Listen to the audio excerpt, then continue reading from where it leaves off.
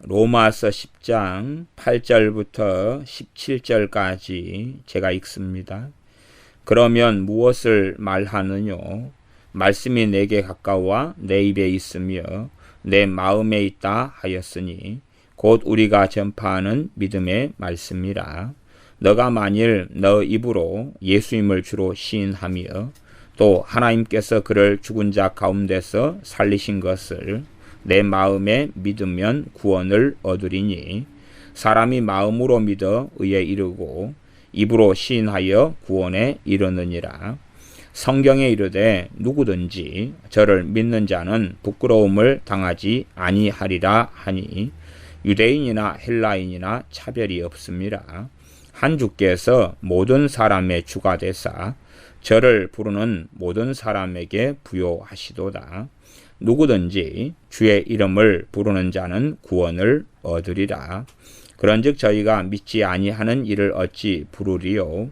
듣지도 못한 이를 어찌 믿으리요? 전파하는 자가 없이 어찌 들으리요? 보내심을 받지 아니하였으면 어찌 전파하리요?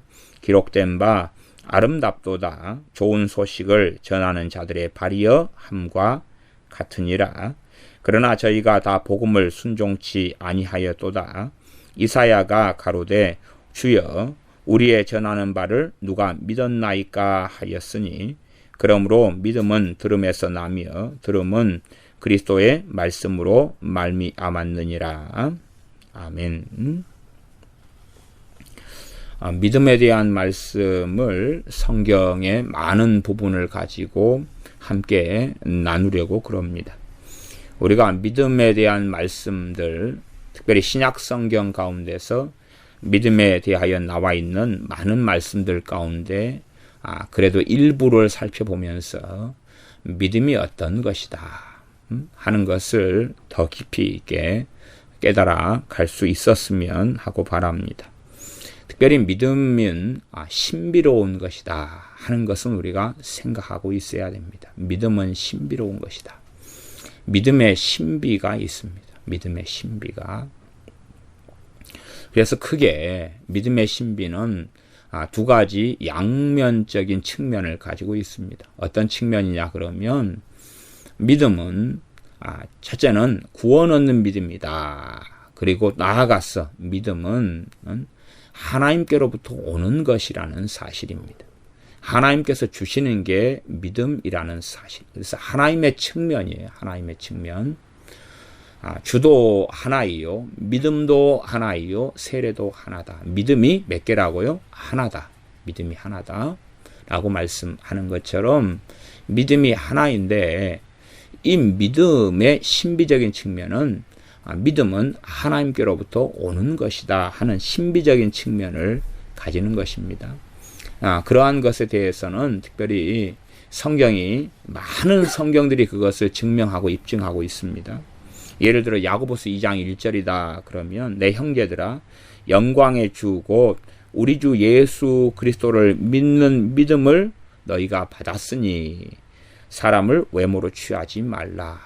예수님을 믿는 믿음을 너희가 받았다 그렇게 이야기한단 말이에요. 그것이 유다서도 그렇고 베드로후서 1장 1절도 그렇고 그런 성경의 많은 부분들이 이것을 증명하고 있다는 사실입니다. 너희가 믿음을 받았다라고 성경은 이야기해요.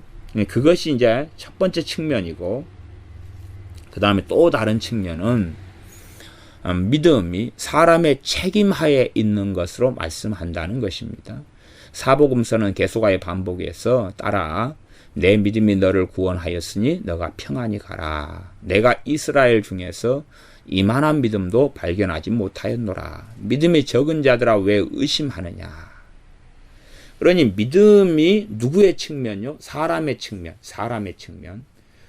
믿음이 하나님의 측면과 사람의 측면. 이 두 가지를 믿음이 가져요. 성경은 이 두 가지 측면 가운데 어떨 때는 하나님의 측면들을 이야기해요.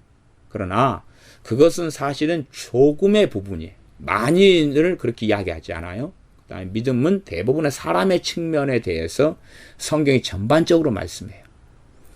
그러지만 잘못 해석하게 되고 생각하게 되는 그 근원적인 부분을 오해하게 되는 부분도 있다는 사실. 어떤 오해가 생길 수 있냐 그러면 믿음을 사람이 만들려고 그래요. 우리가 믿음을 창출해내고 만들어내려고 하는 그런 어리석음이 생기는 거예요. 그러면 우리가 고린도전서는 고린도전서 12장으로 가면 성령의 은사들에 대한 장이 고린도전서 12장에 나와요. 그럼 예를 들어서 은사들 12장 9절에 보면 고린도전서 12장 9절에는 다른 이에게는 같은 성령님으로 믿음을, 어떤 이에게는 한 성령님으로 병 고치는 은사를, 병 고치는 은사나 또 예언 은사나 방언 은사나 통역의 은사나 영분별의 은사나 지혜의 말씀, 지식의 말씀, 그런 것처럼 이 고린도전서 12장 9절에는 성령님께서 믿음을 주신다 그러는 거예요. 이건 믿음의 은사를 이야기하는 거예요. 믿음의 은사. 그런 것처럼 실상은 믿음이 오는 것은 다 하나님으로부터 통해서 와요. 하나님을 통해서 온다는 사실이에요. 그것이 본질적인 것이, 우리가 구원 얻는 믿음을 우리가 만들지를 못하는 것입니다. 구원 얻는 믿음은 하나님께서 주시는 거예요. 주시는 건데 하나님께서 어떤 사람에게 주시느냐 하는 전적인 책임이 우리에게 있다는 사실이에요. 우리에게 있다. 그래서 성경은 전반적으로 사람의 측면을 중심으로 말씀하셔요. 그리고 믿음의 원천이 당연히 믿음의 말씀이 되고 믿음의 원천이 그리스도의 말씀이 된다라고 이야기해줘요. 그러면서 이제 믿음에 대하여 믿음을 굳건하게 해라. 나아가서 내가 너희를 보기 원하는 것은 너희의 믿음의 부족을 채우려 합니다. 로마서 같은 데는 연약한 믿음, 강한 믿음, 그리고 믿음을 잃어버린 사람들, 믿음에 대해서는 파선하였느니라. 믿음이 파선돼 버려요. 믿음을 잃어버리고 그리고 주님을 영원히 떠나버리는 그런 사건까지 성경의 믿음에 대하여 정말로 많은 말씀을 합니다. 예를 들어 디모데전서 5장 12절, 처음 믿음을 버렸으므로 심판을 받느니라. 저들이 처음 믿음을 저버렸으므로 심판을 받느니라. 무엇이 없어졌으니까요? 처음 믿음을 저버렸다, 버려버렸다. 믿음을 버려버렸다.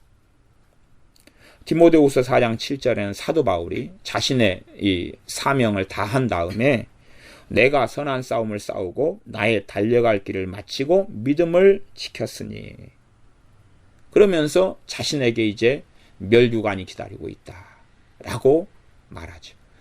선한 싸움을 싸우면서 사도 바울은 달려갈 길을 마쳤고 믿음을 지켰다고 이야기해요. 끊임없이 성경은 이 믿음에 대하여 믿음을 지켜라, 또 굳건히 해라, 믿음을 잃지 말아라, 믿음을 확인해라. 계시록 14장에도 나중에 이 믿음에 대한 방대한 이 성경 공부를 쭉 해나가면서 이 구절들을 다시 또 살펴볼 거예요. 제가 서론이자 전체의 모습을 먼저 이야기를 해드려야 되니까 몇 구절을 가지고 제가 먼저 이야기를 해드리는 것입니다. 계시록 14장 12절은 성도들의 인내가 여기 있으니 저희는 하나님의 계명과 예수님에 대한 믿음을 지키는 자니라. 성도들의 인내가 하나님의 계명을 지키고 성도들의 예수님에 대한 믿음을 지켰다. 그래서 그들은 궁극적으로 구원을 받았다. 그렇게 말씀합니다. 제가 이번 주 주일 낮과 오전과 오후에 구원에 대한 전체적인 이 말씀을 전했어요. 구원의 전체적인 조명도, 구원에 대한 조망도, 구원에 대한 전체인 것을 볼 수 있는 그런 말씀을 전했어요. 꽤 중요한 말씀이었습니다. 구원을 받는 믿음하고 그 다음에 이 믿음을 어떻게 유지해야 되느냐. 이 믿음을 하나님이 주셨는데 하나님께서 이 믿음을 거두어 가시는 부분. 그러니까 성경은 지금 하나님이 거두어 가시는 부분도 나와 있고 그 다음에 내가 사람이 버려버리는 부분. 이 두 가지 측면이 계속 왔다 갔다 하고 있어요. 결국은 사람의 책임에 대한 부분의 말씀을 중심으로 해가지고 성경은 많은 부분이 기록되어 있어요. 그러나 실상은 본질상은 하나님께서 믿음을 제하여 버리시는 거예요. 주신 믿음을 하나님께서는 거두어 버리시는 거예요. 그래서 야고보서 말씀으로 가면 너희의 행함이 믿음과 함께 일하고 행함을 통해서 믿음이 온전케 되었다. 행함이 없다면 믿음은 온전케 되지 않지요. 연약한 상태에 있지요. 부족한 상태에 있죠. 그리고 쉽게 이제 믿음에서 파손되기 쉬운 상태가 되어져 버리고 말아요. 그러니까 성경에서 사람들은 행위 구원론 쪽으로 쉽게 치중해 갈 수도 있어요. 왜냐하면 그렇게 보이는 많은 구절들이 있다 그 말이에요.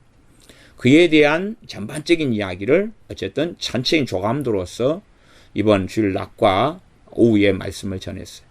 잘못 행위 구원론적으로 행함이 있어야지 구원을 받는다 하는 쪽으로 해석될 수 있는 문제에 있어서 그 오류를 어떻게 사람들이 범하게 되느냐 하는 것까지도 포함시켜서 제가 말씀을 전했기 때문에 그 3시간 이상이 되는 그러한 것을 가지고 전체를 이해하고 살펴보아야 되고 그 말씀을 전제로 해가지고 지금 계속 말씀을 전하고 있는 것이기 때문에 주일 오전과 오후에 제가 제목은 일단은 구원의 여정이다 이렇게 1, 2 이렇게 해놨는데 제목은 또 다른 걸로 바꿀 수도 있을 거다 생각해요. 일단은 제목을 먼저 그렇게 정해놨어요. 그러한 부분을 다 전반적으로 이해하고 있는 상태 속에서 함께 이제 오늘의 말씀부터도 이어져 나가는 것이기 때문에 그에 대한 이해가 좀 부족해 버리면 지금부터 전하고 설명하는 것도 사실은 쉽지 않을 수도 있다는 사실은 이해를 하고 있어야 됩니다. 그것까지 다시금 반복해서 제가 구구절절히 전했던 것까지를 복습하면서 전하지는 않을 거다는 사실이에요. 그래서 믿음을 사도 바울이 지켰다. 믿음만으로 구원을 받아요. 믿음만으로 구원을 받아요. 그러나 그 행함이라는 것, 또 순종이라는 것이 무엇을 온전케 합니까? 믿음을 온전케 한다 그 말이에요. 그래서 행함은 믿음을 돕는 것이, 믿음이 더 불타게 오는 것이. 생각해 보세요. 행한다는 것은 무엇을 행하는 거예요? 말씀을 행하는 거죠. 하나님의 계명을 행하는 거죠. 하나님의 계명을 행해요. 하나님의 계명을 행하면서 하나님과 더 바른 관계 속에, 좋은 관계 속에 되고 하나님을 기쁘시게 해요. 그렇기 때문에 이 믿음은 더욱더 강해지고 굳건해지고 강건해질 수밖에 없는 것입니다. 그래서 믿음과 행함은 반대편에 있는 관계가 아니에요. 그러니까 성경에서 어떨 때는 구원에 대해서 이야기할 때는 믿음과 행함을 분리시켜서 이야기합니다. 그러나 야고보서 같은 말씀에는 믿음과 행함이 함께 존재하고 로마서나 또 갈라디아서도 마찬가지예요. 이 두 개가 함께 공존하는 것입니다. 구분시켜 설명하는 것과 공존하는 것에 대한 이해까지도 우리가 잘 가지고 있어야 되는 부분이 있습니다. 그래서 제가 구원 얻는 믿음을 하나님께로부터 받았다. 예를 들어 골로새서 2장 6절 같은 구절을 보면 그러므로 너희가 그리스도 예수님을 주로 받았으니 그 안에서 행하되 너희가 그리스도 예수님을 주로 받았으니 received 받았다라고 말씀해요. 그리스도 예수님을 주님으로 우리가 받았다는 거예요. 그렇게 성경은 이야기해요. 그래서 우리가 받은 측면들 에베소 1장 7절을 가면 우리가 그리스도 안에서 그의 은혜의 풍성함을 따라 그의 피로 말미암아 구속 곧 죄사함을 받았으니 예수님의 피를 통하여 우리가 뭘 받아요? 죄사함을 받았다라고 말해요. 우리가 죄사함을 만들어내는 게 아니에요. 우리의 믿음을 통해서 죄사함을 받아요. 나아가서 이 믿음도 사람의 측면하고 이제 하나님의 측면 이렇게 두 가지로 나누어진다 그랬어요. 그렇게 성경은 이야기하지만 전반적으로는 실제로는 우리가 믿는 것에 대한 책임이 우리에게 100% 있기 때문에 우리가 믿음을 만들어내고 믿고 싶으면 믿고 말고 싶으면 많은 양상으로 성경은 설명하고 있어요. 그런 식으로 설명될 수 있는 여지를 굉장히 많이 가지고 있다는 사실이에요. 그러나 우리가 믿고 싶으면 믿고 말고 싶으면 만다 하는 이 강파감과 완악함과 악함은 잘못된 것입니다. 우리가 믿고 싶어서 믿는 게 아니에요. 우리가 믿으려고 할 때에 믿어지게 성령님께서 도와주신다는 사실입니다. 나아가서 실제로 많은 사람들이 또한 어떤 것을 경험하냐 그러면 어떠한 말씀들을 믿고 싶으나 믿어지지 않는 걸 경험해요. 무수히 많은 사람들이 말씀을 믿고 싶으나 믿어지지 않는 걸 경험해요. 우리가 말씀을 믿고 싶다 그래가지고 믿어지지는 또한 않아요. 그건 우리의 경험입니다. 사람들이 믿으려고 애를 쓰는 것을 믿음이라고 생각해요. 믿으려고 마음 먹는 걸 믿음이라고 생각해요. 또한 성경에 동의하는 걸 믿음이라고 생각해요. 그건 다 믿음 아닙니다. 성경에 동의하는 것도 믿음 아니고 믿어보려고 애쓰는 것도 그 애쓰는 것이 믿음을 가져오지 않습니다. 그렇기 때문에 실제로 많은 믿는 사람들이, 예수를 믿는 사람들이 이 믿음의 실제, 믿음의 실체나 실제를 이해하지 못하는 경우는 일반적입니다. 믿음이 뭔지를 모르겠다. 그런 이야기와 고백을 신앙생활 수십 년 한 사람들에게서 저는 간간히 듣습니다. 왜냐하면 믿음의 기도가 역사하는데 믿음이 뭔지를 모르니까 이제는 믿음의 기도를 할 수가 없는 거예요. 왜냐하면 수십 년의 신앙의 여정과 생활을 사실은 잘못했기 때문에 그렇습니다. 수십 년의 신앙생활을 잘못했기 때문에 바르게 했다면 믿음이 성장하고 자랐어야 되는 거예요. 사도 바울을 통하여 디모데나 디도를 각 지역이나 교회에 파송합니다. 그 이유는 뭐냐 하면 너가 믿음을 굳건히 해라. 그렇게 그들을 만들라. 그렇게 그들을 세우라. 하는 것이 주된 이유예요. 그러나 그렇게 말씀을 배우고 들으면서 믿음이 성장하지도 않고 굳건하게 되지도 않아요. 그래서 믿음에 대한 이 전반적인 것을 성경을 통해 살펴보면서 믿음이 참 이게 신비로운 것이구나. 정말로 믿음이 신비로운 것인데 이 믿음은 궁극적으로 하나님께서 주시는 거구나. 무엇을 통해 주시느냐 하면 말씀을 통해 주시는구나. 그리고 말씀 가운데 성령 역사하지 않으시면 이 믿음이라는 게 말씀을 통해서 이루어지지 않는구나. 그럼에도 불구하고 믿음에 대한 책임은 우리가 100% 가지고 있구나. 그래서 주님께서는 우리에게 믿음을 요구하실 수밖에 없구나. 또한 우리가 믿음 없는 것, 믿음이 적은 것을 책망하실 수밖에 없구나. 우리가 정말로 말씀의 믿음의 원리에 따라서 행한다면, 그렇다면 우리가 믿음이 증가돼 가고 믿음이 자라가는 건 당연하구나. 그 다음에 믿음이 성장하고 자라가는 것은 말씀에 대한 순종 없이는 불가능하구나. 믿음이 성장하고 자라는 것은 말씀을 깨닫고 알고 말씀을 지키고 행하는 것 없이는 가능하지 않구나. 심지어는 말씀에 순종하지 않고 말씀을 깨닫지 않는 가운데서 그런 가운데 기도 생활을 많이 한다 해도 믿음의 성장과는 관련이 없는 거구나. 구원 얻는 믿음을 믿는 구원 얻는 믿음을 받았으나 그가 말씀을 깨닫지 않고 알지 않고 말씀에 순종하지 않으면 그 믿음 자체가, 구원 얻는 믿음 자체가 갈수록 연약해져 가고 흐려지는 것이 정상이구나. 그리고 어느 때 되면 그는 주님하고 하나님하고는 이제 완전히 상관없는 자, 나아가서 믿음에 대하여 파선하고 마는 자, 그렇게 믿음을 잃어버린 자가 될 수밖에 없구나. 성경이 그것을 명백하게 계속하여 말씀하고 있구나. 그런 것을 우리가 성경을 통해 알 수 있다 그 말입니다. 디도서 1장 13절을 미리 보면 그러므로 너가 저희를 엄히 꾸짖으라. 그러므로 너가 저희를 엄히 꾸짖으라. 이는 저희로 하여금 믿음을 온전케 하고 엄히 꾸짖어가지고 엄히 꾸짖어요. 뭘 엄히 꾸짖겠어요? 잘못, 문제점, 순종하지 않는 것, 어리석음, 세상 속에 들어가 있는 이런 많은 것들이겠죠. 너가 저희를 엄히 꾸짖으라. 디도가 그레데 섬에 파송돼 가지고 그레데 섬의 사람들 게으름뱅이요, 거짓말장이요 이런 것을 엄히 꾸짖는 거예요. 이는 저희로 하여금 믿음을 온전케 하고 그래야지만이 엄히 꾸짖어서 잘못된 점들을 바로 잡아야지 무엇이 온전케 됩니까? 믿음이 온전케 되는 거예요.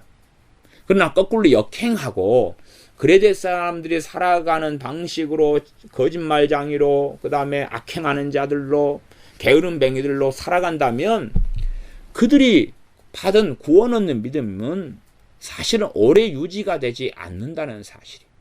로마서에서 하나님께서 원가지들도 아끼지 아니하셨은즉 너희도 아끼지 아니하시리라. 하나님의 인자와 어미를 보라.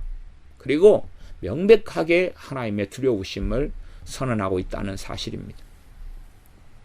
자, 그러한 믿음의 전반적인 부분들을 우리가 살펴볼 테니까 성경 구절구절들 가지고는 믿음의 전체 얼굴을 당연히 볼 수 없다는 것은 이해하고 계셔야 되고, 믿음의 전반적인 것을 조금씩 이해해가는 그런 여정과 시간으로 가질 수 있었으면 좋겠습니다. 믿음을 얻는 것, 믿음을 유지하는 것, 믿음이 파손되는 것, 믿음을 잃어버리는 것, 나아가 하나님께서 그에게 믿음을 이렇게 거두어 버리시는 것, 이런 많은 것들, 믿음이 성장하는 것, 자라는 것, 이런 많은 것들에 대한 이해를 해야 됩니다. 말하자면 믿음은 정말로 방대한 것이. 구약은 별로 안 나왔지만 신약에 있어서는 계속하여 믿음에 대한 말씀으로 가득하다는 사실이에요. 그만큼 믿음에 대한 말씀이 성경 복음의 핵심에 놓여 있고, 그 다음에 방대하다는 이야기고, 전체를 이해하고 깨닫는 것은 쉽지 않다는 거예요. 한두 구절을 그렇구나 아멘 하기는 쉬워요. 또한 실제로 믿음에 대한 말씀을 통하여서 믿음의 원리를 알아가야 되고, 그 다음에 말씀을 통해 믿음이 성장해 가야 되고, 그 다음에 단지 말씀만을 통해 믿음이 성장하는 게 아니라 이 믿음은 행함을 통해서 온전케 된다라고 야고보서 말씀이 이야기해요. 믿음의 놀라운 원리입니다. 믿음은 행함은 함께 일한다라고 말씀해요. 함께 동역자가 되어서 함께 일해야 된다 그 말이에요. 그래야지만이 말씀을 순종하는 행함을 통해서만이 믿음은 바르게 성장하고 자라가는 것이에요. 그러니까 어떤 사람이 신앙생활을 30년 했고 설교를 30년 들었고 그렇게 했다 그래도 하나님의 말씀, 하나님의 계명을 듣고 순종치 않는 사람들은 그 믿음이 성장하지도 않았을 뿐만 아니라 과거에 처음 얻은 그 믿음, 처음 믿음, 그리고 처음 믿음에서 난 사랑, 처음 사랑, 그것을 잃어버린 사람이기도 일 수도 있다는 사실까지 우리가 기억해야 한다는 것입니다. 그래서 로마서 말씀을 쭉 먼저 보면서 시작할 겁니다. 믿음을 통해서 율법을 폐하는 게 아니라 믿음은 율법을 더 온전케 한다. 완성한다. 오히려 성경은 로마서는 그렇게 말씀해요. 그러니까 믿음을 통해서 율법, 하나님의 법을 이제 안 지켜도 돼. 믿으니까. 그렇게 하는 게 아니란 이야기입니다. 오히려 믿음을 통해서 하나님의 법인 율법을 더 온전케 한다. 그러면 믿음하고 지금 하나님의 법인 율법하고 지금 반대되는 관계에 있는 게 아니란 이야기예요. 어떨 때는 반대인 것처럼 구원에 있어서는 설명하고 이야기하지만 실제로 이 믿음하고 하나님의 법인 율법은 함께 걸어가는 거예요. 동반자예요. 왜? 하나님의 법의 중심에는 십계명이 있잖아요. 그럼 십계명이 폐해지지 않았다는 걸 우리는 알고 있다는 사실입니다. 안식일 계명은 날짜대로 안식일, 토요일인 안식일의 문제가 아니라 안식일의 주인 되신 주님을 이제는 실제로 섬기고 따르는 삶의 안식 속에 내 일을 멈추고 주님의 일, 주님께서 내 안에 사시는 삶의 참된 안식 속에서 살아가는 것이냐 하는 본질적인 그 오픈되어진 안식일의 비밀이 신약 성경에는 드러나고 말았어요. 물론 우리가 예배드리는 날로서 안식일이냐 주일이냐 이런 문제를 가지고 논란할 수 있으나, 그러나 본질적인 안식일의 개념은 신약 성경에 넓게 오픈되어 있고 살펴볼 수 있는 말씀들이 있다는 사실이에요. 단지 날의 문제가 아니었다는 사실입니다. 단지 안식일이냐, 안식년이냐, 신년이냐 하는 날의 문제가 아니라는 사실이에요. 안식일 계명의 10계명, 4계명의 문제를 이야기합니다.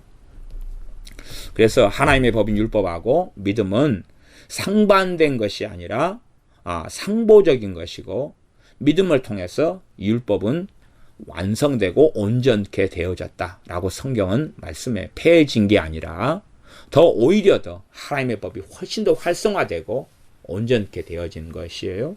이런 것은 굉장히 이제 좀 폭넓은 이야기이기 때문에 서두적으로 이 정도만 이야기하고 이제 로마서 오늘 본문 10장을 서두로 해서 다시 로마서 1장부터 마지막 장까지 쭉 살펴보고 또 신약 성경의 다른 부분들을 계속 이어서 믿음에 대한 말씀들을 공부를 해보겠습니다.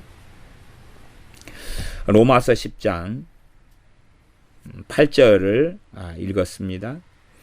그러면 무엇을 말하느뇨? 말씀이 내게 가까워 내 입에 있으며 내 마음에 있다 하였으니 곧 우리가 전파하는 믿음의 말씀이라. 믿음의 말씀, 전파하는 것이 믿음의 말씀이라. 이 사도들이 또 복음 전하는 사람들이 전파하는 것이 믿음의 말씀이라. 믿음의 말씀이면 믿음의 원재료가 되고, 이 말씀이 믿어야 될 말씀이 되고, 그리고 이 말씀을 통해 믿음이 생겨나고, 그렇다는 이야기가 포괄적으로 있다는 사실입니다. 그래서 이 믿음의 말씀이 너 입에 있으며 우리 입에 있고, 그 다음에 너 마음에 있다. 우리 마음에 말씀이 들어와 있다. 그때 이제 이 말씀이 믿음이 돼서 역사하는 것입니다. 10장 9절. 너가 만일 너 입으로 예수님을 주로 시인하며 또 하나님께서 그를 죽은 자 가운데서 살리신 것을 내 마음에 믿으면 구원을 얻으리니 사람이 마음으로 믿어 의에 이르고 입으로 시인하여 구원에 이르느니라. 하나님께서 그를 죽은 자 가운데 살리신 것을 너 마음에 믿으면 구원을 얻는다. 마음에 믿으면 구원을 얻는다. 일단은 9절의 상반절, 너 입으로 예수님을 주로 시인한다. 그러니까 입으로 단지 시인하는 것만으로는 구원받지 못하는 거예요. 뭐와 함께 있어야 돼? 시인하는 것을 일반적으로 당시 신약 시대에는 세례다 이렇게 표현됩니다. 세례로 입으로 이 예수님을 주님으로 믿는 걸 당시에는 시인하고 살았습니다. 그 다음에 그를 죽은 자 가운데서 살리신 것을 너 마음에, 주님의 부활입니다. 주님의 부활을 너 마음에 믿으면 구원을 받는다. 주님께서 우리 죄를 위해 십자가에 죽으시고 다시 살아나신 것을 포함하는 이야기입니다. 마음에 믿으면 구원을 받는다. 그리고 입으로 시인하는 것이지요. 이 두 개가 함께 가는 것입니다. 그래서 마음에 이제는 믿으면 구원을 받는다. 그리고 마음으로 믿어서 의에 이르고 입으로 시인하여 구원에 이른다. 이렇게 두 가지로 나눠 놓았습니다. 마음으로 믿어 의에 이르고 입으로 시인하여 구원에 이른다. 지금 믿음에 대한 전반적인 이야기를 하니까 이 구절들에 대한 구체적인 석의나 구체적인 설명까지는 하는 시간이 아닙니다. 믿음에 대한 전반적인 이야기를 하려니까 이런 말씀에 대한 그 자세한 설명까지를 생각해서는 안 돼요. 그렇게까지는 하는 게 아니고 지금 믿음에 대한 전반적인 지금 이야기를 구절을 통해 살펴보려고 하는 것입니다. 자세한 이야기를 들으려면 제가 로마서 강의를 해놨으니까 그것을 가지고 이 구절을 살펴보시고 아니면 여러 주석들을 가지고 함께 살펴보는 것도 지혜로운 일이 될 것입니다. 그래서 이 구절을 보면 마음으로 믿어 의에 이르고 입으로 신하여 구원에 이른다. 그래서 어떤 측면이 강조됐냐 그러면 우리가 믿는 측면이 강조되어 있어요. 우리가 믿는 측면. 우리가 마음으로 믿어서 의에 이르고 입으로 시인하여 구원에 이른다. 예수님을 주님으로 시인하고 죽은 자 가운데서 살아나신 것을 너 마음에 믿으면 구원을 받는다. 그러니까 우리가 뭐 하면 구원을 받는다고요? 마음에 믿고 입으로 시인하고 주님으로 시인하면 구원을 받는다. 그러니까 길 지나가는 사람들이 누구든지 주의 이름을 부르는 자는 구원을 얻으리라. 이렇게 당연하게 성경이 또 로마서가 말씀하고 있어도 이것을 다 포함한 이야기니까 주님의 이름을 부르는 사람이 마음에서 주님으로 믿고 불러야 된다 그 말이에요. 그지 입으로써 길 지나간 사람이 예수님을 주여 하십시오. 그럼 구원받습니다. 그런 이야기가 아니란 사실이에요. 마음에서 믿으면 의에 이르고 입으로 신하여 구원에 이른다. 그래서 우리 각자에게 예수님을 믿는 믿음이 어떤 면에서는 우리의 책임으로서 우리로 인하여서 믿음이 만들어지는 것 같은 설명과 내용들이 나와 있습니다. 계속 이어갑니다. 11절 성경에 이르되 누구든지 저를 믿는 자는 부끄러움을 당하지 아니하리라. 13절 누구든지 주의 이름을 부르는 자는 구원을 얻으리라. 그래서 이 누구든지 주의 이름을 부르는다는 것을 마음에서 믿는 믿음이 전제가 돼야 되는, 마음에서 믿는 믿음이 전제가 돼야 되지 단지 그냥 뭐 영접기도 하고 따라서 고백시키고 그런다 해서 되는 문제는 아니에요. 영접기도나 따라서 고백시키는 것은 도움은 돼요. 그러나 그걸 했다 해서 구원받는 건 아니에요. 그것을 통해서 이제 어느 믿음을 세우려는 거냐 하면 마음에서 예수님을 믿는 믿음, 마음에서 예수님을 부르고 예수님을 찾고 예수님이 자기 주님인 줄로 믿어져야 되는 것이. 이게 신비입니다. 믿음의 신비. 입으로 동의한다고 되는 것도 아니고 마음에서 믿어보려고 애쓴다고 믿어지는 것도 아니라는 사실이에요. 믿어보려고 애써서도 믿어지지도 않고. 그래서 제가 신앙생활을 하는 사람들을 많이 만나보고 살아왔는데 그 가운데 어떤 사람들은 믿으려고 애쓰는데 안 믿어진다고 고백하는 사람들도 제가 간혹 만났어요. 예수님을 믿어보려고 애를 쓰는데 안 믿어진다고 어찌하면 좋냐고 그런 사람들도 종종 만났어요. 아마 여러분들 경험이 있으신지 모르겠어요. 근데 저는 그런 사람들을 만났어요. 자기 안에 따라서 예를 들어서 교회를 몇 년을 다녔는데 예수님을 믿어보려고 하는데도 안 믿어진다는 거예요. 그런 이야기를 들어요. 그러니까 실상은요, 이 믿음이라는 것은 사람의 고한물이 아니에요. 우리가 만들어낼 수 있는 게 아니에요. 우리가 믿거나 말거나 이렇게 할 수 있는 게 아니에요. 실상은 우리가 주님께 마음을 열고 복음을 들을 때, 믿음의 말씀을 들을 때 마음을 열 때에 이 말씀이 우리 안에 들어와요. 복음이 우리 안에 들어오고 예수님이 믿어지는 거예요. 누구의 도우심으로요? 성령님의 도우심과 역사하심으로. 진실로 우리 자신이 주님께 나아올 때에 그런 일이 벌어져요. 그러나 어떤 사람은 믿어보려 하는데 그가 믿음을 만들어내려고 자신이 주인이 돼가지고 믿어보려고 하는 거예요. 성경을 가지고. 사실은 이런 시도는 어리석은 시도고 그가 하나님께 백기를 들고 항복할 때까지는 주님께서 믿음을 주시지를 않는다는 사실이에요. 좀 지나가겠습니다. 그래서 주님의 이름을 부르는 자는 구원을 얻으리라. 그리고 14절에 저희가 믿지 아니하는 일을 어찌 부르리요? 듣지 못한 일을 어찌 믿으리요? 그래서 믿으려면은 전파하는 이가 있어야 된다. 복음을 전파해야지 듣고 믿을 거 아니냐. 응? 듣고 믿을 거 아니냐. 16절 그러나 저희가 다 복음을 순종치 아니하였도다. 저희가 다 복음을 순종치 아니했도다. 순종의 가장 1순위는 믿음이에요. 믿음이 순종에 들어가는 것입니다. 믿음과 순종을 때로는 성경이 바꿔 쓰는 경우도 있고 믿음과 순종에 대한 관계를 제가 굉장히 많은 다양한 관계들이 있어요. 그래서 그 다양한 관계들 가운데 가장 중요한 첫 번째 관계에 대한 부분만 제가 지금 이야기하고 지나가는 것입니다. 그러니 단지 그냥 순종에 대한 부분이나 믿음에 대한 관계를 단순화시켜 생각하지 마십시오. 그 가운데 딱 하나의 관계만 제가 설명한다면 그런다면 순종의 제1순위가 무엇이라고 하는 이야기입니까? 믿음이란 이야기입니다. 왜냐하면 하나님께서 그 아들을 보내시면서 그 아들을 믿어라라고 명령하셨어요.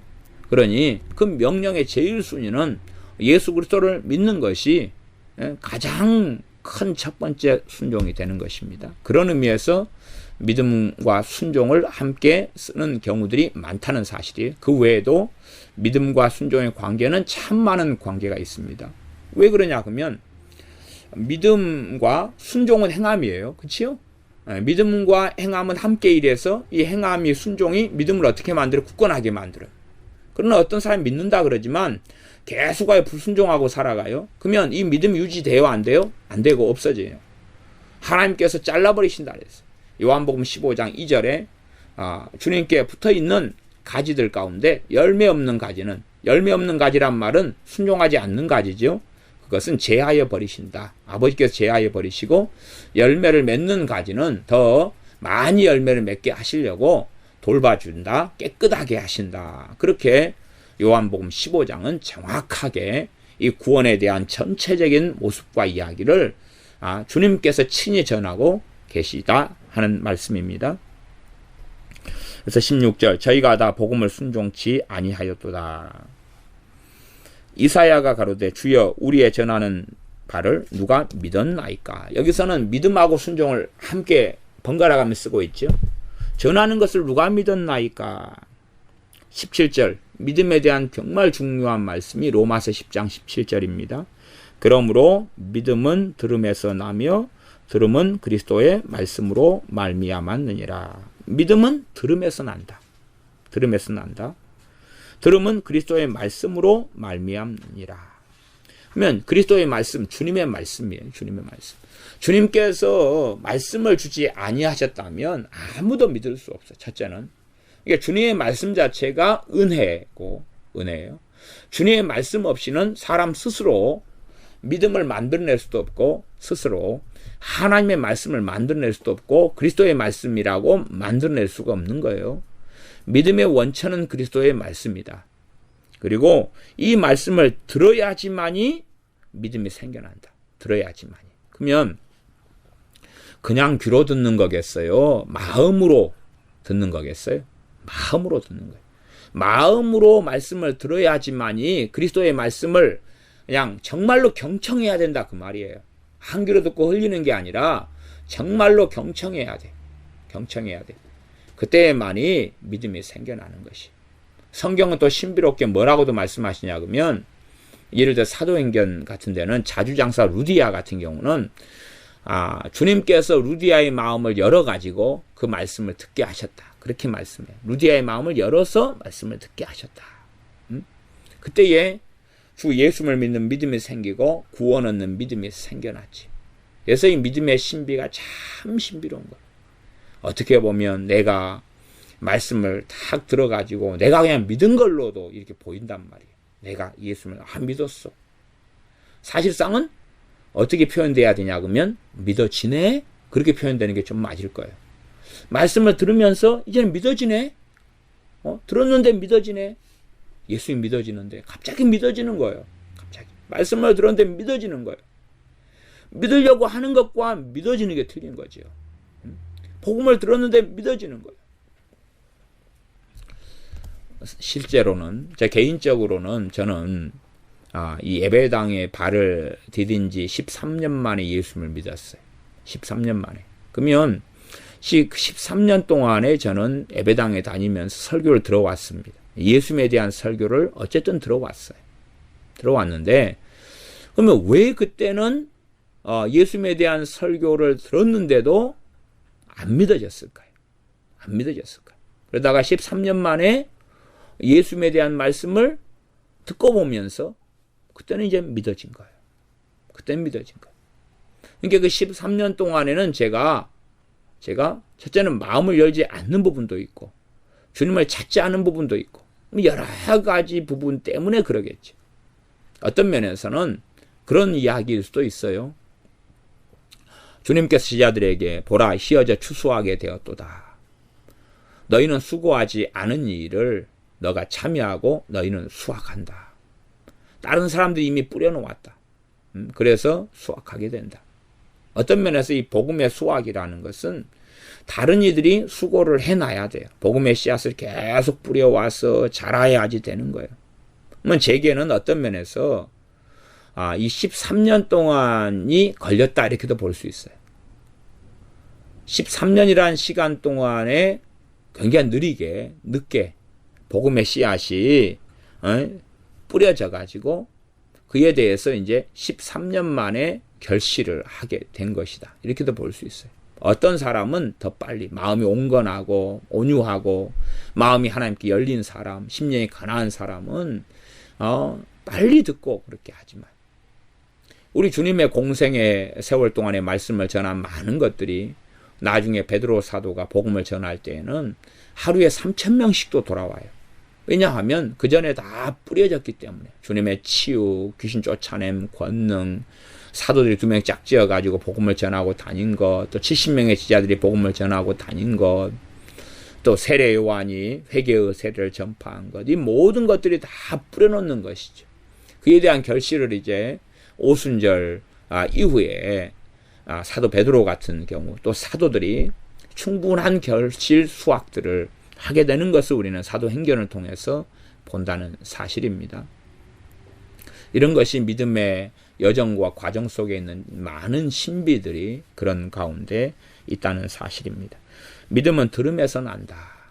단지 귀로 듣는 것, 그것 가지고는 충분한 이야기가 아니라 정말로 내가 심령이 가난한 자가 되어서 듣는 것을 이야기하는 것입니다. 무수히 많은 사람들이 복음을 듣습니다. 노방전도를 통해 듣기도 하고 스피커 앰프 메가톤을 통해 듣기도 하고 예수 믿는 가족들을 통해 듣기도 합니다만은 그러나 믿음이 거기에서 나지 않는 경우의 사람들이 아주 많은 것은 우리는 확인합니다.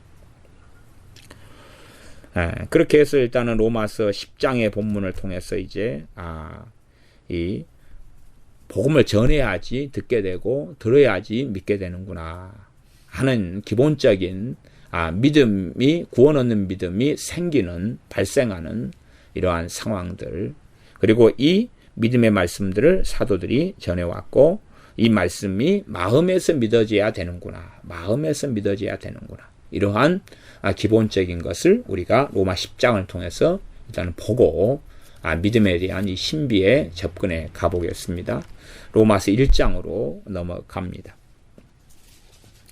로마서 1장 16절 15, 16, 17절 제가 읽어보겠습니다. 로마서 1장입니다. 그러므로 나는 할 수 있는 대로 로마에 있는 너희에게도 복음 전하기를 원하노라. 로마에 있는 사람들이 이제 복음을 들었어요. 다는 아닙니다. 다는 아니에요. 로마의 교회가 세워졌어요. 로마 교회에 다시금 복음을 사도 바울이 로마서를 통해 전하고 있습니다. 왜 다시 복음을 전합니까?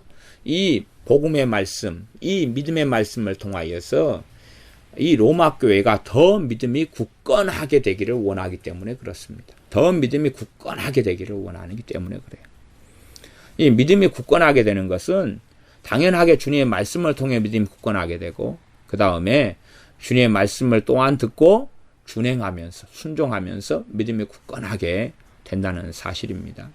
그렇기 때문에 베드로 후서 1장에는 1장 1절은 너희가 보배로운 믿음을 받았다. 받은 너희에게 편지한다.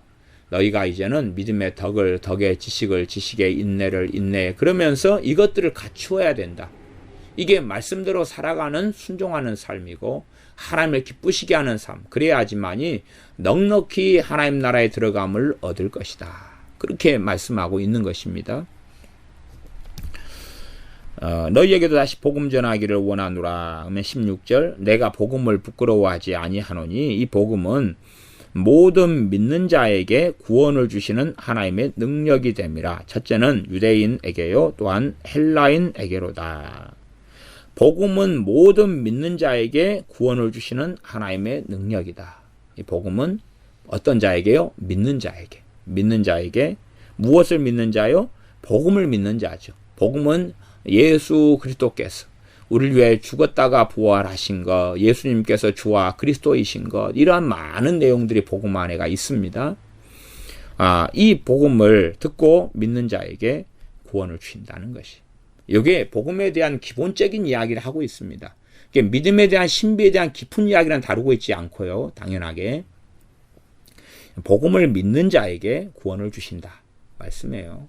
복음을 믿는 자에게 구원을 주신다. 그래서 복음을 전하는 거죠. 복음을 듣고 믿느냐의 책임은 사람에게 있지요. 내가 믿느냐 믿지 않느냐 그렇게 보인다는 사실이에요.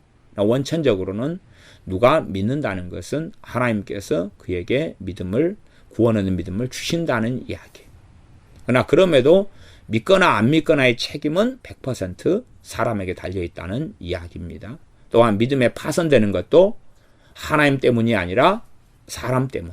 각 사람이 불순종하고 완악하면서 믿음에서 파손되고 믿음을 잃어버리고 믿음을 상실해버리고 또한 육이 하나님께 버림받는다는 사실입니다. 1장 17절 복음에는 하나님의 의가 나타나서 믿음으로 믿음에 이르게 하나니 기록된 바 오직 의인은 믿음으로 말미암아 살리라 함과 같으니라. 의인은 믿음으로 말미암아 살리라. 이런 말씀이 갈라디아 3장이나 하박국 2장이나도 당연히 나와 있습니다.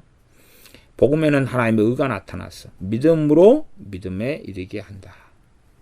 믿음으로 믿음에 이르게 한다는 말씀도 굉장히 어렵고 난해한 말씀입니다. 이 어렵고 난해한 말씀을 제가 다 설명하지는 않겠습니다. 어떤 면에서는 그렇게도 설명할 수 있습니다. 시작도 믿음이고 당연히 끝도 믿음이다. 그런 이야기.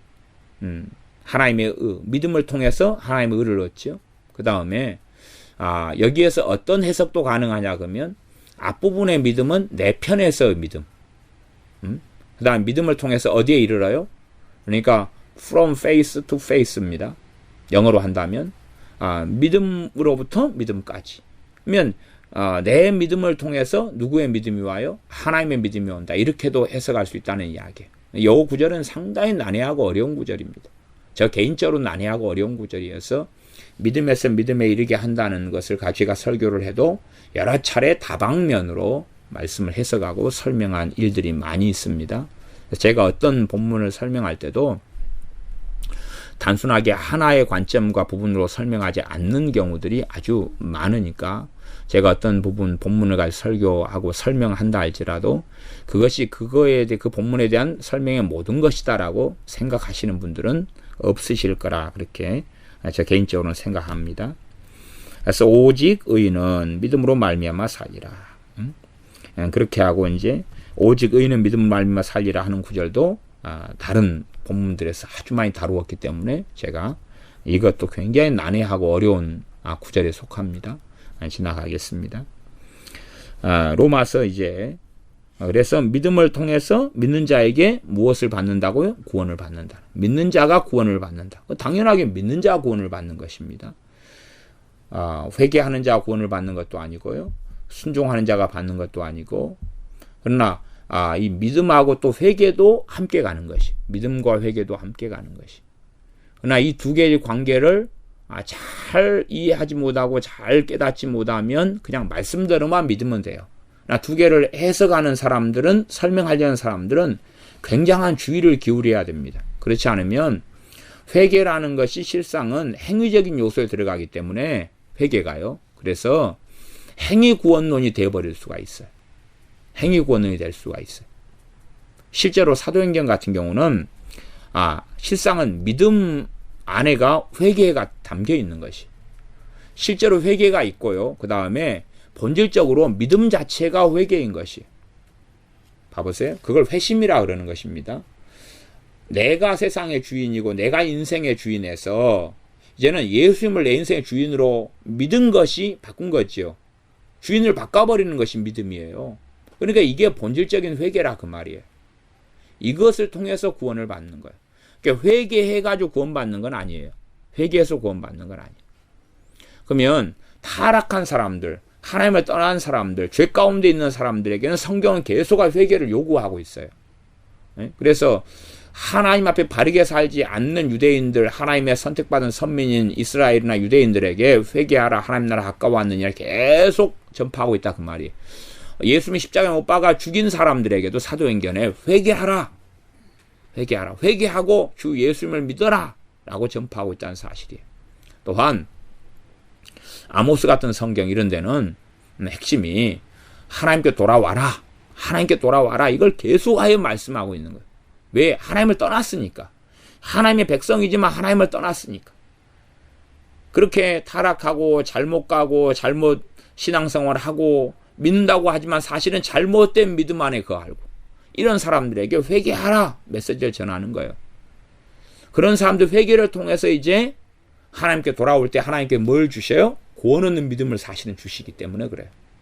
그런 사람들은 뭐가 필연적으로 필요해요? 회개가 필요하다 그 말이에요. 그러나 이제 처음 믿는 사람들, 이방인들이나 타락했던 하나님의 백성이 아닌 사람들은 믿음 자체가 회개란 말이에요. 그게 회심이에요. 그리고 실제적으로 이제 순종하고 나가면서 회개해야지 그의 믿음은 굳건하게 되어지는 거예요. 그래서 믿음과 회개의 관계도 제가 지금 짧게 이렇게 이야기하지만 이렇게 짧게 이야기할 수 있는 문제 자체는 아니에요.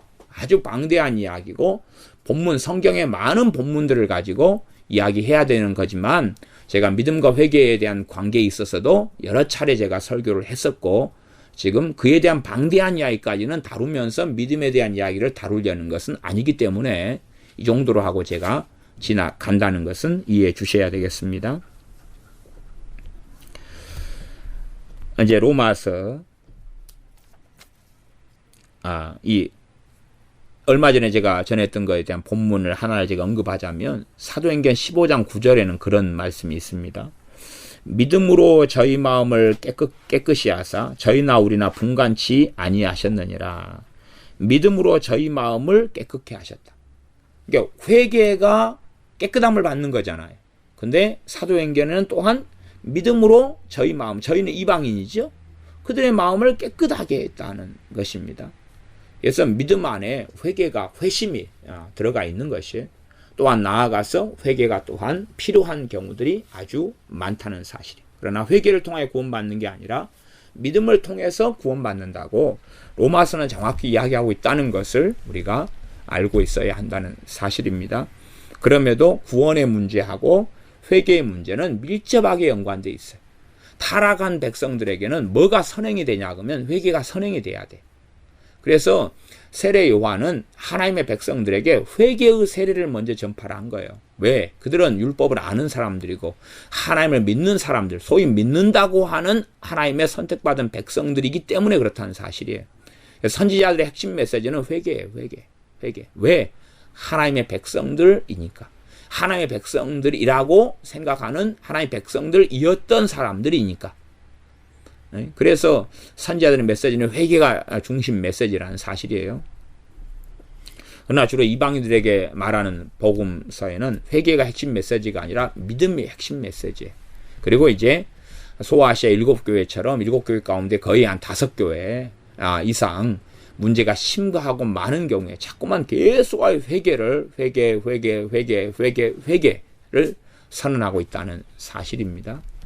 그리고 이제 잘 믿는 사람들은 그 믿음이 굳건하게 되고 강하게 되고 이런 이야기를 잘 믿는 교회들에는 특별히 사도 바울 서신들을 통하여 계속하여 말씀하고 있는 것입니다.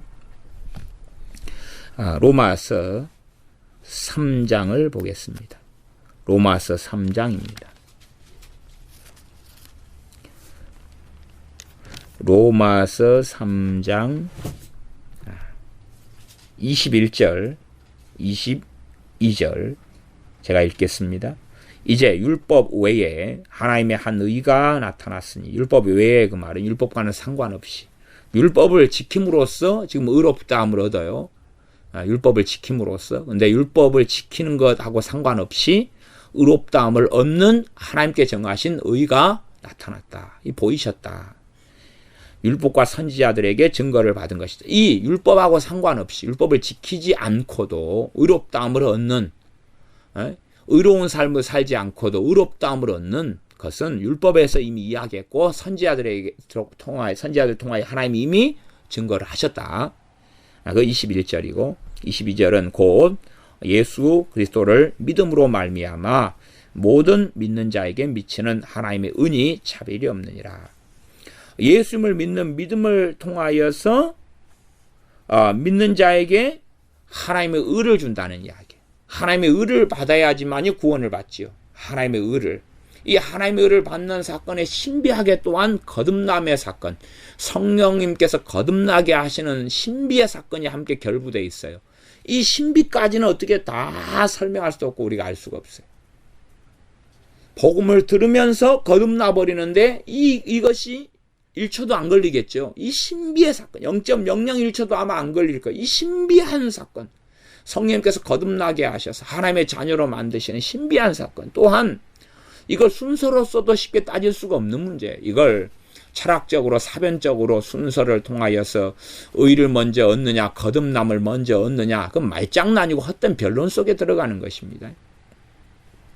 거의 동시적인 사건이에요. 동시적인 사건. 그래서 예수를 믿는 믿음을 통하여서 하나님의 의가 주어진다. 하나님의 의가 주어지면 이제 의인이 되는 거죠. 그래서 의인이 되는 거예요. 또한 이 의인이 무엇으로 살아요? 믿음으로 살아요. 믿음으로 살아요. 의인은 믿음으로 살아야 돼. 그 의인이라 할지라도 믿음을 잃어버리면 사실 하나님 앞에서 의인이 아닌 것이에요. 믿음을 통해 의롭게 된 사람이 믿음을 잃어버리면 의인이 아니지요. 죄인과 악인으로 판명날 수밖에 없다는 사실이에요. 그러니 실상은 성경은 믿음을 통해 의롭게 된 이 사람들이 어떻게 이 믿음을 잘 지키고 유지하고 간수하고 끝까지 구원에 이르느냐, 이 믿음이 끝까지 간수하고 유지하고 지키고 있어야지만이 믿음에 이르잖아요. 구원에 이르잖아요.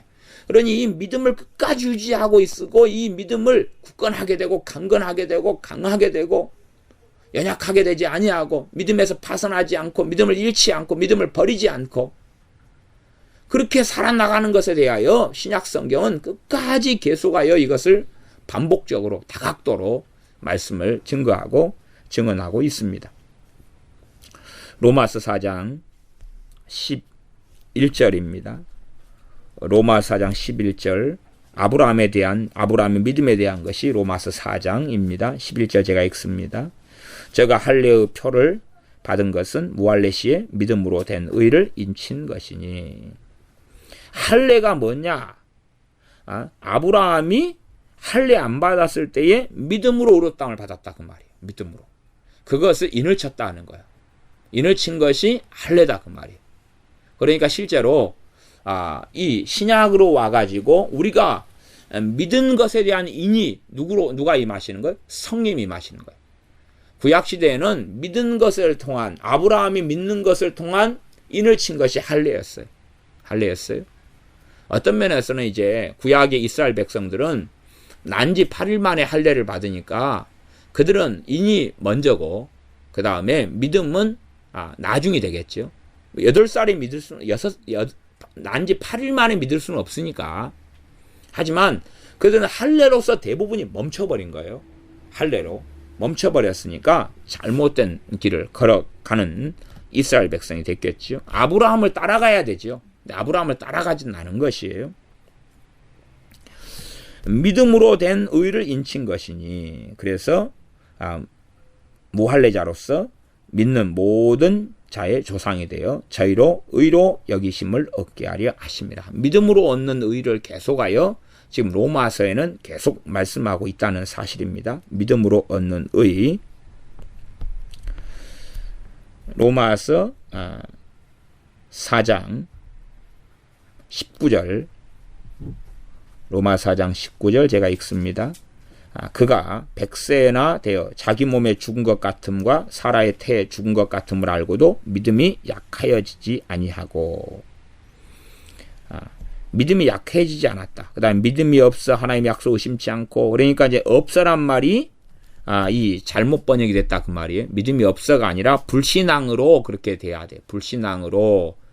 믿음이 없어 그래도 바르게 된 번역으로 되려면 믿음이 없어지지 않고 믿음이 없어 이렇게 해가지고 이게 딱 끊어가지고 대시로 끊어가지고 한다면 그래도 이제 우리가 잘 생각해보면 국어를 잘 아는 사람들은 문제없는 번역이 되고, 국어를 잘못 가는 사람들은 여기에서 아브라함이 믿음이 없을 때는 그러면서 하나님 약속 의심치 않았던 모양이네, 그리고 잘못 국어를 해석할 수가 있습니다.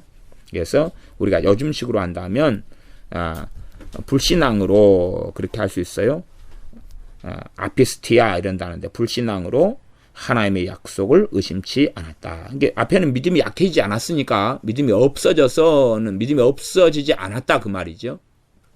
그러면 믿음이 약하여지지 아니하고 그만. 그래서 믿음이 약해지지 않았다는 것이 이 믿음에 대한 유지와 책임을 누가 진다는 거죠? 아브라함에게 있다 그 말이죠. 아브라함에게 있다.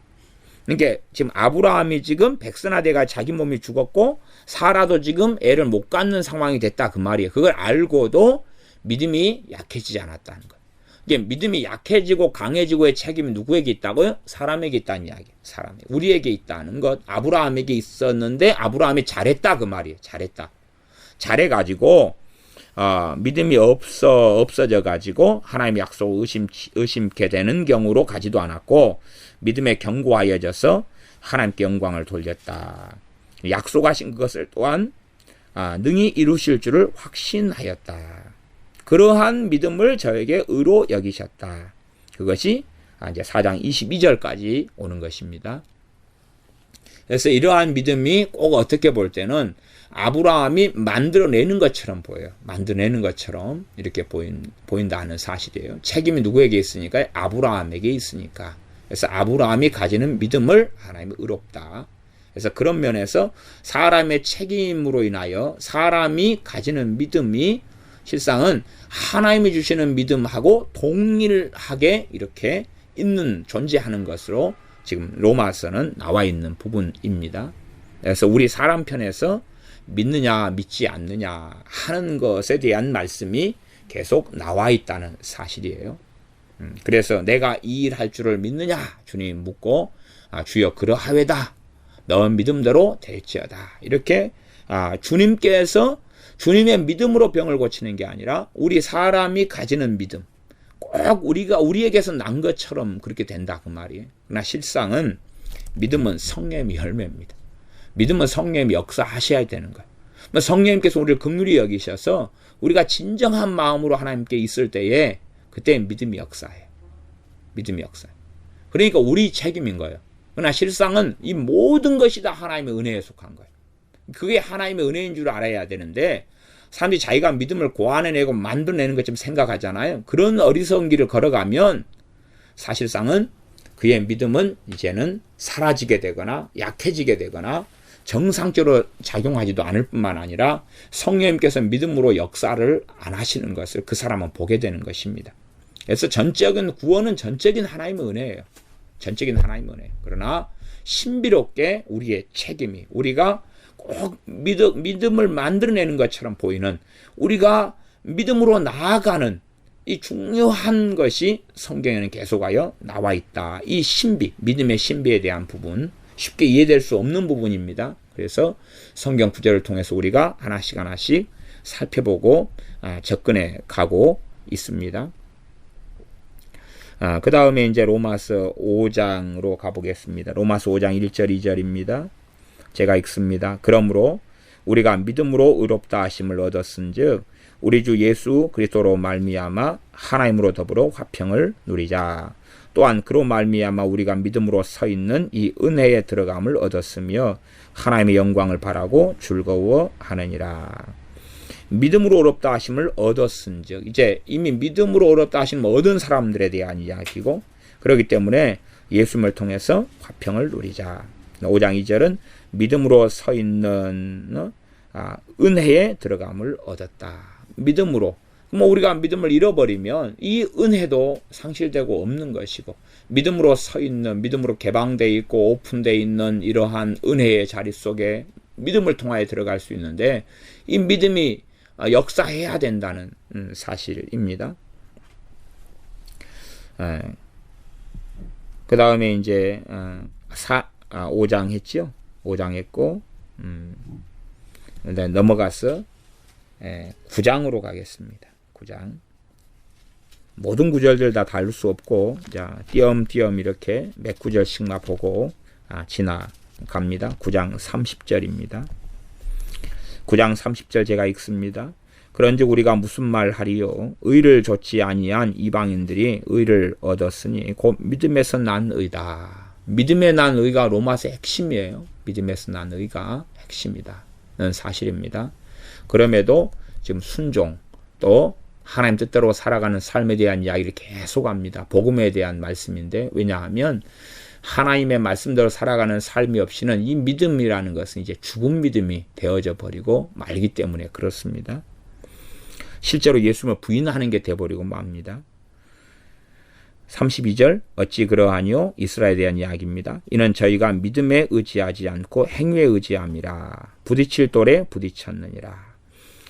이스라엘 백성들은 하나님 율법을 지키려고 애를 썼어요. 그리고 많이 지키기도 했어요. 그런데 그들이 하나님 앞에 설 수가 없었어요. 왜 설 수가 없었냐 그러면 그들은 자신들이 율법을 지키는 그 행위에 의지했기 때문에 설 수가 없었다는 이야기예요.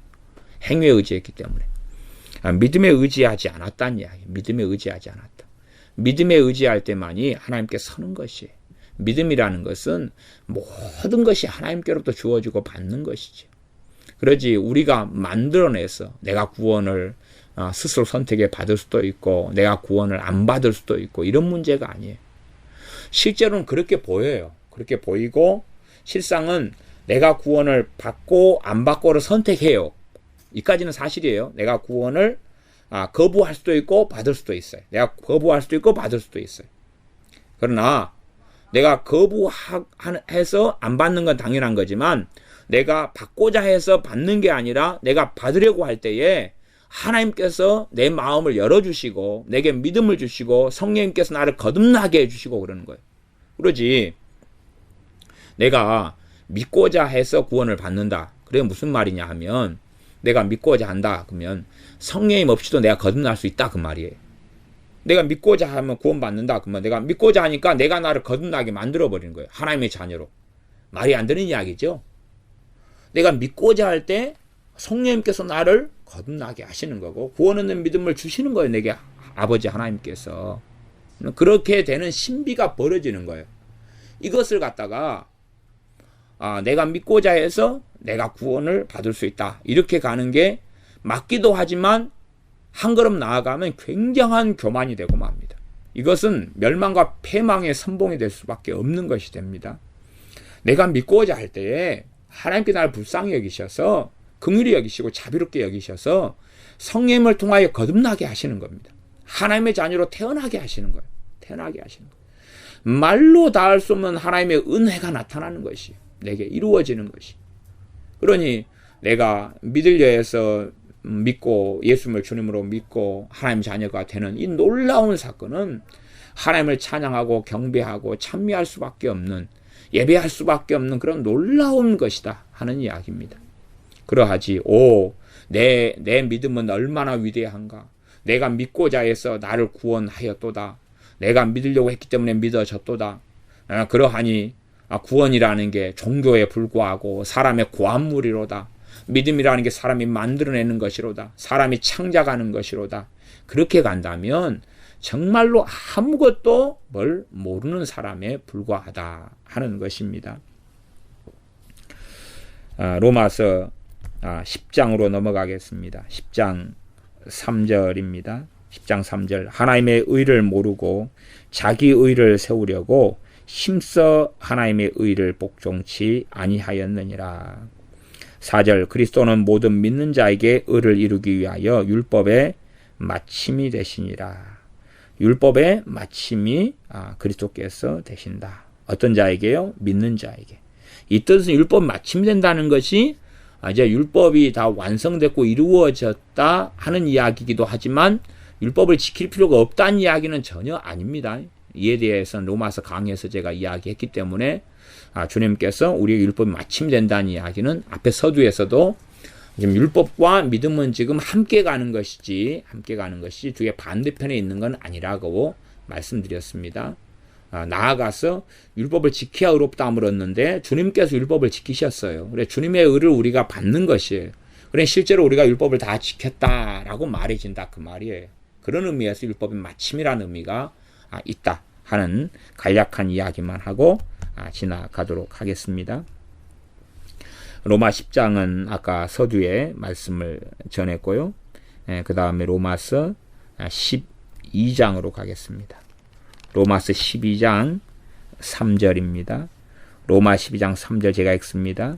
내게 주신 은혜로 말미암아 너희 중 각 사람에게 말하노니 마땅히 그 생각할 그 이상의 생각을 품지 말고 오직 하나님께서 각 사람에게 나눠주신 믿음의 분량대로 지혜롭게 생각하라. 중요한 구절이 하나 나왔죠. 하나님께 각 사람에게 뭘 나눠줬어요? 믿음의 분량이에요. 믿음의 분량. 하나님께서 각 사람에게 믿음의 분량은 양이에요. 믿음의 한도, 믿음의 한계, 믿음의 양이에요. 그러니까 믿음은 산으로 옮길 만한 믿음을 우리가 만들어낼 수가 없는 거예요. 만들어낼 수 없어요. 우리가 정말로 순종해가고 주님을 사랑해가고 주님을 섬겨가고 하나님 말씀 청종해 갈 때 이제는 아버지께서 믿음을 더 주신다고 이렇게 보시는 게 맞아요. 믿음을 더 주시는 거예요. 우리가 불순종해가면 믿음을 다시금 걷어가시는 거예요. 다시 걷어가시는 거예요. 믿음이 사라져간다고도 볼 수 있어요. 그렇기 때문에 내가 과거에는 믿음이 아주 좋았다. 그러지만 그것이 현재까지 이어져 가는 건 아니에요. 현재는 더 믿음이 좋을 수도 있지만 아주 밑바닥까지 떨어질 수도 있고, 그걸 다른 말로 영적 침체, 이런 세계 속에 들어갈 수도 있는 거예요. 그래서 믿음은 로마서 12장 3절은 마땅히 생각할 그 이상의 생각을 품지 말고 오직 하나님께서 각 사람에게 나눠주신 믿음의 분량, 나눠주신 나눠주신 믿음에 뭐가 있다는 거예요? 한계가 있다니, 한계. 분량은 한계라 그 말이야. 한계. 분량은 한계가 있다. 그걸 헬라어로는 분량을 메트로 그래요. 메트로.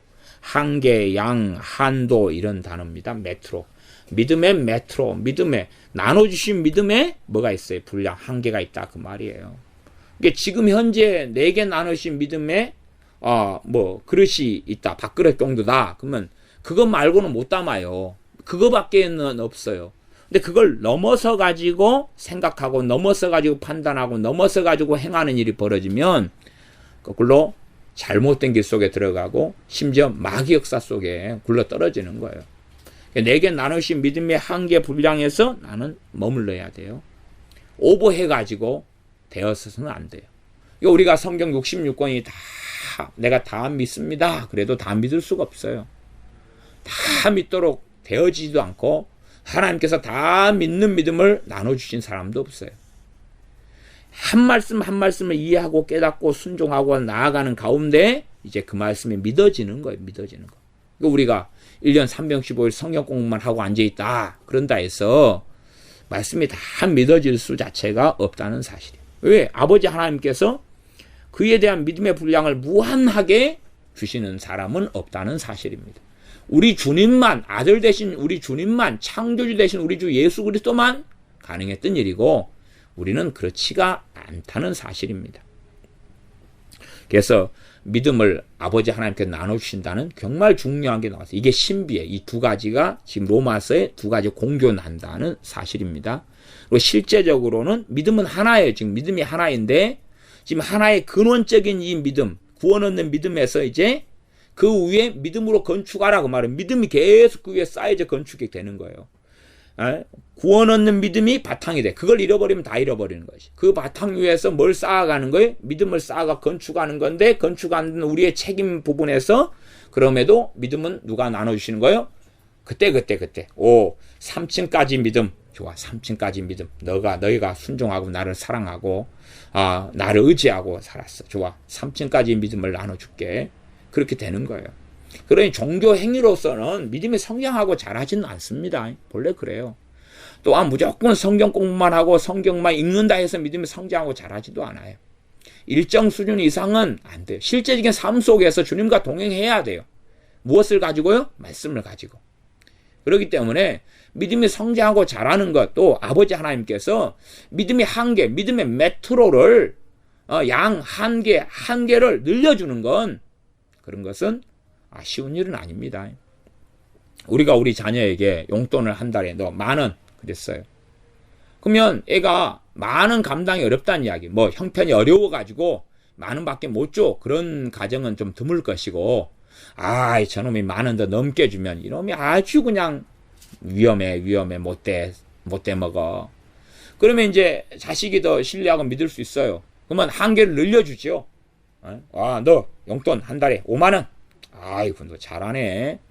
너 그걸 너무 잘하고 관리해. 지난달 용돈은 어쨌냐? 지난달에 친구들하고 좀 사먹고 그래도 30,000원 남아가지고 통장에 넣어놨어요 아버지. 그래? 아이고 잘했네. 그 다음에 나중에 너 안경 해야 될 때가 됐다. 아버지 지난번에 용돈 준 거 다 모아놨는데 안경 해도 50,000원이면 하잖아요. 통장에 30만 원 지금 벌써 모아졌네요. 용돈이 남아가지고요. 아이고, 그래. 30만 원 알아서 쓰고 안경 이 돈으로 해라. 그렇게 가잖아요. 한계를 늘려간단 말이에요. 아, 용돈, 야, 참 좋아. 용돈 인상이다, 인상. 용돈 더 2만 원 더 올려줄게. 믿음의 한계를 하나님과 관계 속에서 이 믿음을 역사하는 거예요. 지그들이 성경을 갖다가 사람들이 갖다가 내가 이건 믿을란다, 이 말씀 믿을란다, 이건 믿을 거야, 믿습니다. 막 그러고 중얼거린다 해서 그건 종교를 만들어가는 것이지, 믿음과 신앙과 이 내 하나님 관계에서 모든 것을 주관자는 하나님이셔요. 이 믿음은 우리가 만들어내면 얼마나 희한하겠어. 산을 옮길 만한 믿음. 그래서 이 사람이 저 산을 옮겨버리고 한라산 구경을 제주도에 갔는데 갑자기 누가 한라산을 치워버렸어요. 잘 울릉도로 가져가 버렸어요. 이거 한라산 어디 갔어요? 저 울릉도에 비슷한 게 하나 있대요. 한라산에 더부살이하고 살던 펜션이나 집들은 다 한꺼번에 사라졌어요. 울릉도로. 이거 어찌 된 일이요? 그런 믿음 하나님이 안 나눠주신다 그 말이에요. 주제가 돼야지 나눠주시는 거지. 그래서 하나님께서 각사의 믿음을 나누신다는 이 중요한 이야기는 로마서 12장이 되니까 하고 있다. 그런 사실입니다. 이 양자의 측면을 골고루 우리가 함께 살펴볼 수 있는 그러한 눈이 있어야 됩니다. 13장으로 넘어가겠습니다. 로마서 13장 로마서 13장 14장으로 가겠습니다. 로마서 14장 2절입니다. 로마 14장 1절 2절 제가 읽어보겠습니다. 믿음이 연약한 자를 너희가 받되 그의 의심하는 자를 비판하지 말라. 어떤 사람은 모든 것을 먹을 만한 믿음이 있고 연약한 자는 채소를 먹느니라. 믿음이 연약한 자 그러면서 이 먹는 것, 마시는 것, 또 날에 대한 것, 안식일, 주일, 월삭 이런 이야기를 다 합니다. 하면서 이 하나님의 말씀을 잘 깨닫지 못해요. 알지 못해요. 그러면서 믿음이 연약해지죠. 믿음의 원천은 말씀이니까. 그래서 믿음이 연약한 자를 너희가 받아라. 믿음이 좀 연약해진 사람들은 굉장히 위험한 자리에 있는 거예요. 언제든지 자빠지고 넘어지고 그럴 수밖에 없죠. 우리가 건강한 몸하고 중병에 걸린 몸, 식물인간이 된 사람, 이게 차이가 있는 거예요. 중병에 걸린 사람들은 음식도 굉장히 조심해야 되고 활동도 아주 조심해야 돼요. 조심해야 돼요. 제가 치과 치료를 받을 때 되면 치과 의사들이 물어요. 묻는 것이 무슨 약 복용하시는 게 있으세요? 그런 거 없습니다. 뭐 혈압 있으세요? 당뇨 있으세요? 없습니다. 큰 수술 받으신 적 있나요? 못 묻는 사람도 있어요. 없는데요.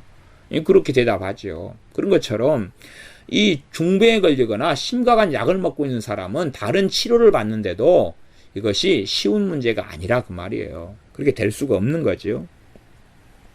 그래서 믿음이 연약한 사람이 있다. 그런 사람을 너희가 받아들여야 된다. 받아들이란 말은 용납하라 그 말이 용납하라. 그러면서 이 모든 것을 먹을 만한 믿음이 있고 그렇지 않는 사람이 있다는 거예요.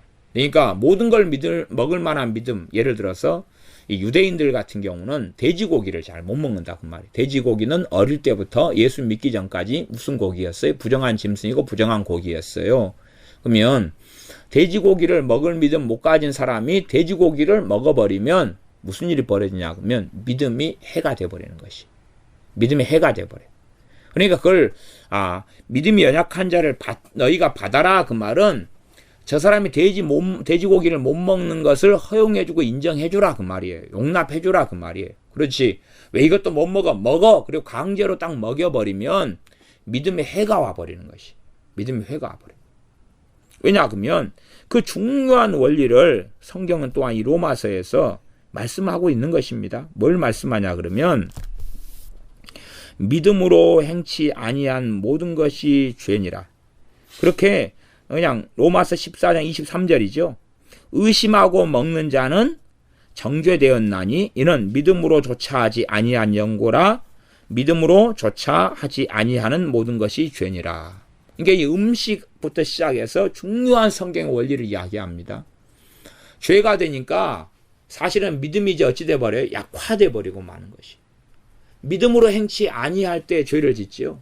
이게 이 음식의 부분도 이럽니다. 이렇게 이 로마 14장에 단순하게 몇 가지로는 설명할 수 없는 방대한 본문입니다. 그래서 대강 이렇게 지나갑니다.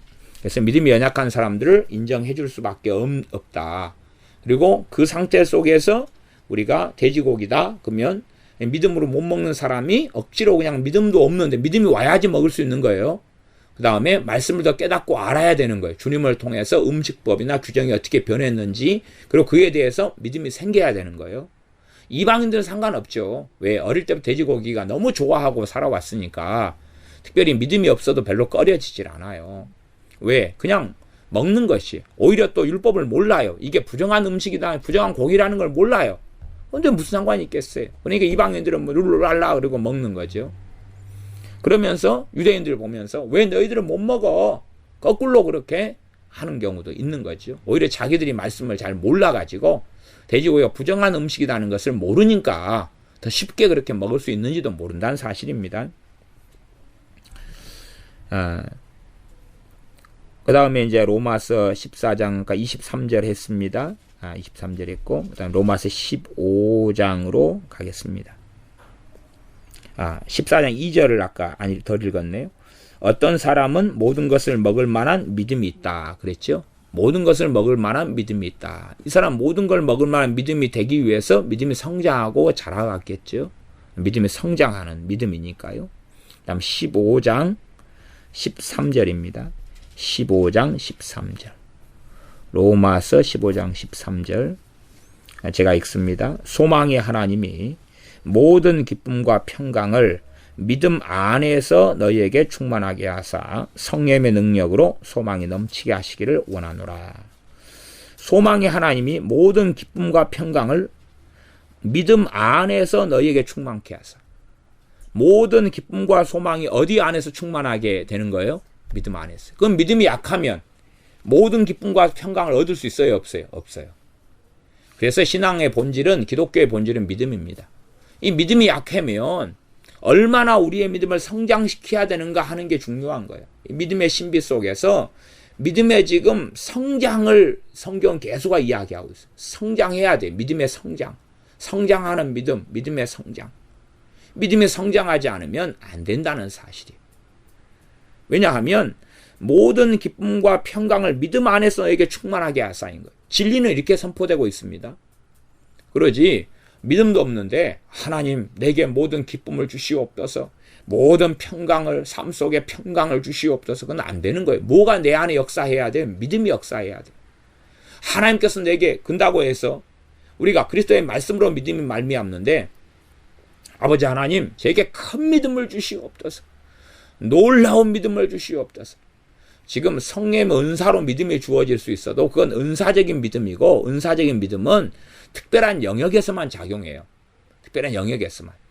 그리고 그것도 구하는 자에게 다 주시지는 않아요. 다. 성경은 그 은사적인 믿음은 이제 한 구절 정도 이야기하고, 나머지는 이 믿음, 성장하고 자라는 믿음에 대한 이야기가 성경의 핵심 포인트예요.